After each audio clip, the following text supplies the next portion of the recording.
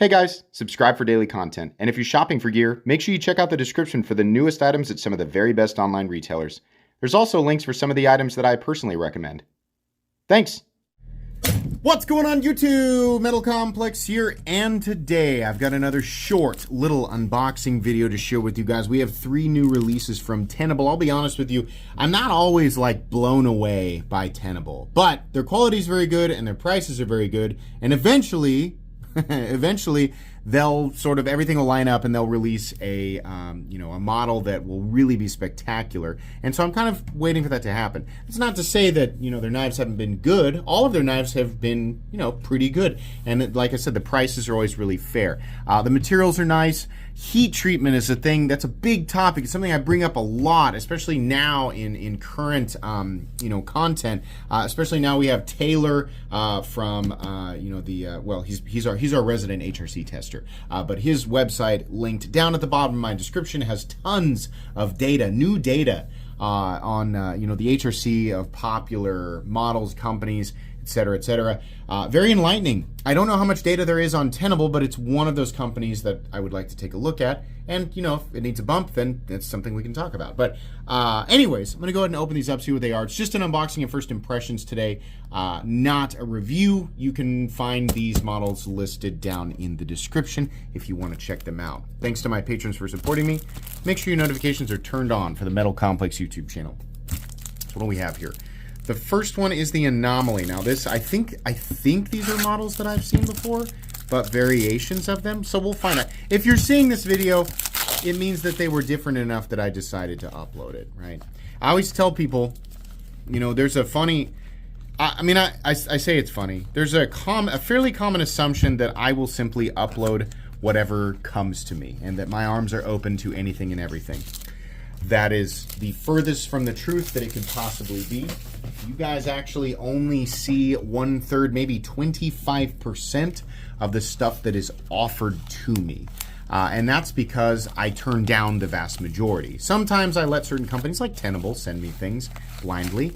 And if I record a video and I find that I don't really like the knives or they're boring, then nobody ever sees the upload and it just never sees the light of day. But I'm pretty choosy about the stuff that I showcase, and a lot of companies just get turned down flat at the door. So anyways, we got the shiny carbon fiber, which I don't love the look of, but I'm more willing to accept at this end of the at this end of the knife industry, like the less expensive end. I'm trying to determine if this is, it's not. I think this is laminated. So we have carbon fiber. It is definitely. We have carbon fiber on top, a little thin strip, and then we have G10 underneath. And that's oftentimes, not always, but a lot of times when you see the flat, shiny carbon fiber, it's a good indication of that. So that's fine. The orange liners are pretty cool, very straightforward. Probably not going to be DLC, not at this price. Probably just going to be a simple black washing. Yeah, some PVD black washing. And then that's a Dirk, is it Pinkerton? Yeah. And then we have, what's the blade steel? Nitro V. So some orange liners, a crossbar lock. It's kind of an interesting look, right? Obviously, we have a million crossbar locks on the market, but it's always fun to do something a little bit different. Nothing incredibly special there, but I'm sure the price is reasonable. Next one up, we have the Loki. That's definitely a model that I have shown here before. I'm not sure if I have a full review on the Loki. It might have just been a knife that I took a look at. Let's see here. Let me pull that one up.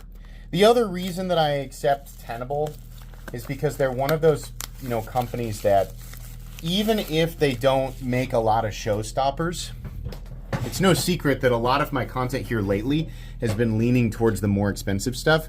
And here's why, guys. It's because the budget end of the knife world is so freaking boring. The common person can go on Blade HQ and just go, under 100 or under 50 or under whatever, and find a good knife. Like, it is so unbelievably common to just find a good knife.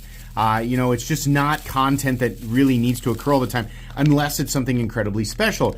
And so a lot of that stuff just tends to be super uninteresting. I still show budget stuff, but Tenable is a company that creates a good enough product at a low enough price that it adds a little bit of diversity into my content, and I know that I can reliably, recommend these knives to people because they're good, right? So oftentimes, admittedly, I will include companies like Tenable just to sort of break up the seemingly continuous stream of super expensive knife content. And I know a lot of people just want to see some more budget stuff. Even if it isn't the most interesting thing in the entire world, it's still something I want to cover.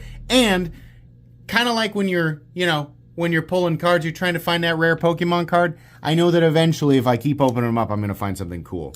So we've got a nice nested line. I remember this one. This is a nice nested liner lock. And they do a good job with their Damascus, not super shiny, more of a matte, like slightly reflective look. But it's a 10CR, 9CR combination, so expect it to perform similar to like 154CM or VG10. Probably, on the lower end of that. Nested liner with good access is a little sharp, but good enough. Very easy to manipulate, very good ergonomics. Like the look, like the blade shape, like the jimping here. Not jimping, texturing on the G10. Yeah, pretty straightforward. It's a cool knife. Going to be a little more with the Damascus. You can probably get it in 14C29 or Nitro V for less. This is the Deadite, which I know that I have also handled before. So this is water ripple Damascus, light blue anodized aluminum. Ooh, that sounds spicy. Let's take a look here. The other nice thing about companies like Tenable, you can reliably purchase a knife from them that looks a lot higher end than it actually is, without paying that super crazy ultra high end price tag, right? So if you like, the colorful look with Damascus, you want something that it kind of gives off the impression of something that's much more expensive, but you don't want to pay hundreds or thousands of dollars. That's actually a super good looking thing. Holy crap. That's actually absolutely gorgeous. This is exactly why I continue to say yes to some of these companies who might not be releasing the most interesting products all the time. This is a simple crossbar lock, and that's not the part that's cool. The part that's cool is that they decided to do like a continuous three-dimensional like pyramid texturing on anodized aluminum, and it looks so nice. It makes this knife look like a substantially more expensive, especially combined with the Damascus blade. Right? That's not true, Damascus. That's pattern welded Damascus. There's a difference between Woots and Yeah. Every single person on my channel knows I've made sure because that's one of the most obnoxious things that you can say. It's not that we don't know when we're not discussing it. We know, and we've been reminded constantly by people who just can't wait to educate people relentlessly for years now. And we're tired of it. Your knowledge of Woots is not special. Moving on. The combination of the textured aluminum... Sorry, I tried to keep it together. The combination of the textured anodized aluminum, and somebody's going to get really mad at it. Someone's going to be like, can you just like stop taking the time to get it? That's the guy who was halfway through his paragraph and then deleted it and then decided to type up a new paragraph about how annoying it is that I call people like him out. That's exactly who that person is. So if that person's down there, you let him know. Give him a pie emoji for me. But the combination of the textured pyramid texture here with the blue anodizing and the Damascus, it really does give that look. And, here's the thing. The hardcore knife guys are going to know that this isn't like $1,000 pocket knife or anything like that, obviously, right? But it's still fun, it's still cool, and it's still a really nice knife. So if you're after that look, if you're after like a higher end look, but you don't want to, break the bank, this is still, it's probably got a price tag of right around $100, which is still pretty good. Maybe it's a little less. I don't think that's bad. But it's stuff like this that makes me still want to check out Tenable because they make stuff. I wish they would do stuff like this more often. It's really cool. I think Tenable could really benefit from altering their finishes and like add some polishing into the Damascus. Play around with some DLC, some satin DLC for some of your nicer stuff. This is all, these really cool anodized scales and the texturing and stuff like this. This is really cool and it adds variety to things. They stick a lot with crossbar locks, liner locks, frame locks, and they do, play around with the top liner lock. I think they've got a few knives like that.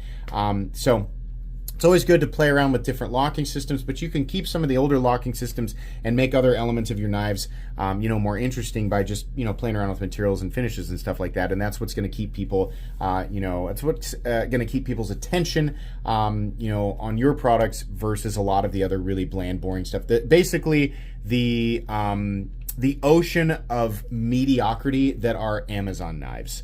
Amazon knives, the $25 stuff that you see on Amazon that's D2 or whatever blade material, probably not heat treated correctly, and G10 or that's all stuff like that. Those are all companies that are trying to catch up from where the knife world was 5 to 7 years ago. And you can go there and you can get that really cheap, and it's probably not going to be heat treated correctly, and it's just going to be kind of slapped together, but it'll work, right? But that stuff is like there's a limitless supply of it, and it's just not special, not unique. There's nothing there, right? If you're just looking for a basic, straightforward pocket knife, then great. But if you're looking for something that's a little bit different, a little bit off the beaten path, something that's a little bit got more of that updated aesthetic, and you still want to not have to pay like a crazy amount, Tenable's one of those companies I think is really good. So these are cool. These two are. This is actually I like this a lot. I think that's really neat for what I assume the price tag is. That's going to be it for me today, guys. I have reviews of at least 2 of these products. I don't know about this one. I think these 2 I've got reviews, so you can check them out if you want. Please make sure to follow me on Instagram at metal_complex. If you enjoyed this video, leave a like. If you'd like to check out my other content, I do, of course, have lots of videos of knives that are either expensive or inexpensive that I do or don't like, so check those out. And if you enjoy all my content, go ahead and click on that Metal Complex. I'll go right there and subscribe because there's definitely more coming. Thanks again for watching, everybody, and have a great day.